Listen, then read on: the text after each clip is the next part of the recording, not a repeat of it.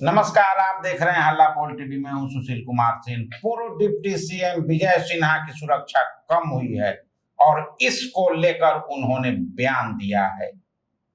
इससे पता चलता है कि भाजपा के अंदर सब कुछ सही नहीं चल रहा है। क्या है मामला, आइए जानते हैं हल्ला बोल टीवी के editor in chief Deepak Sharma से।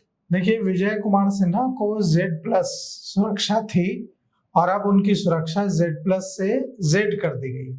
Z श्रेणी की सुरक्षा जो दोनों नए उप मुख्यमंत्री बने हैं, विजय चौधरी और विजेंद्र यादव, इन दोनों को भी Z ही दी गई है। ये जो दोनों उप मुख्यमंत्री हैं, विजय चौधरी और विजेंद्र यादव, इनको भी Z श्रेणी की दी गई है। निशांत कुमार को भी Z श्रेणी की दी गई है और विजय कुमार सिन्हा की सुरक्षा भी Z श्रेणी की है। पहले उनको Z+ थी, अब Z कर दी गई।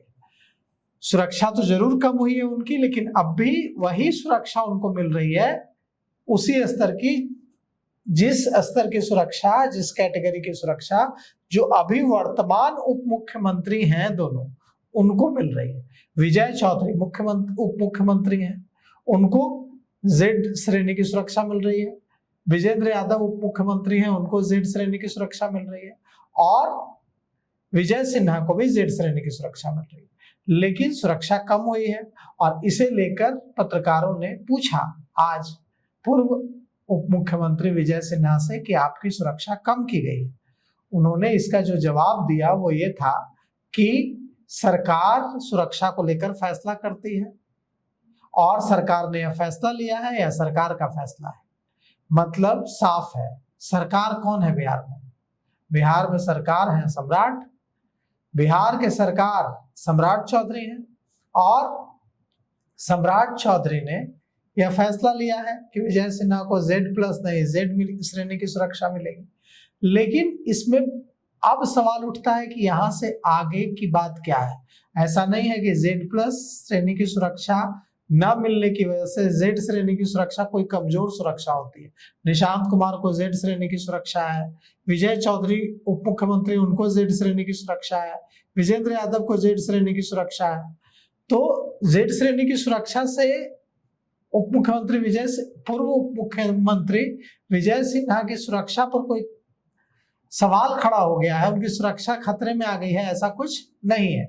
लेकिन सबसे बड़ा सवाल यह है कि अब जो नई सरकार है उसमें पूर्व उप मुख्यमंत्री, पूर्व डिप्टी सीएम विजय कुमार सिन्हा की भूमिका क्या हो।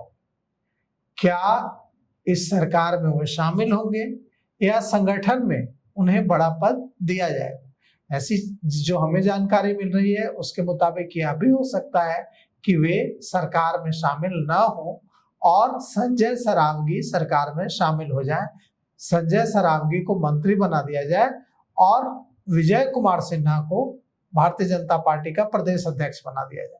यह भी मुमकिन है। यह भी मुमकिन है कि विजय कुमार सिन्हा मंत्री के तौर पर शामिल हों, क्योंकि कई जो डिपार्टमेंट्स में उन्होंने काम किए थे, इससे बहुत सराहना हुई थी आम लोगों में। जैसे राजस्व भूमि सुधार विभाग में उनके काम की बहुत सराहना हुई थी। आम लोगों को जो तकलीफें होती थी रोजमर्रा की भ्रष्टाचार के कारण, उसको बेहतर करने की दिशा में उन्होंने काम किया था। तो हो सकता है कि उन्हें मंत्री बनाया जाए और वही विभाग उन्हें फिर से दिया जाए जो विभाग वो संभाल रहे थे, ताकि सही मैसेज जनता के बीच जाए। लेकिन अब क्या फैसला होगा, इसके लिए हमें 5 राज्यों में चुनाव खत्म होने का इंतजार करना होगा। 29 अप्रैल को 5 राज्यों में चुनाव खत्म होगा। उसके बाद बिहार में कैबिनेट का विस्तार होगा और पता चलेगा कि विजय कुमार सिन्हा मंत्री बनेंगे या संगठन संभालेंगे। तो कुल मिलाकर एक बात तो स्पष्ट है कि पूर्व डिप्टी सीएम विजय सिन्हा की भले ही जो सांकेतिक ही हो, लेकिन ओहदा तो कम हुआ ही है और भाजपा में जो चल रहा है वो भी दिख रहा है। अब आने वाला समय बताएगा कि होता क्या है, मंत्रिमंडल के विस्तार में उनकी क्या भूमिका होती है। तो इस पेशकश में अभी तक इतना ही। देखते रहिए हल्ला बोल टीवी। धन्यवाद।